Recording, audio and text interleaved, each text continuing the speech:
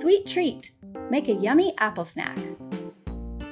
For this recipe, you'll need 3 apples chopped, 2 tablespoons of water, 2 tablespoons of butter, half a tablespoon of maple syrup, half a teaspoon of cinnamon, and an 1/8 teaspoon of fine sea salt.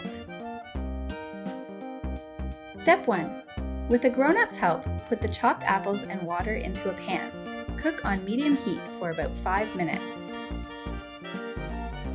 Step 2. Stir in butter and cook for 1 minute. Step 3. Stir in the rest of the ingredients and cook for another 5 minutes or until the apples are soft. Step 4. Spoon the apples into a bowl and eat them plain or top them with yogurt and granola.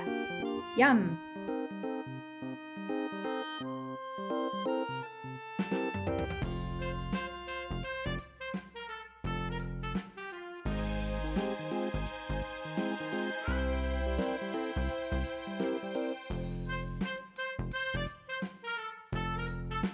Thanks for watching!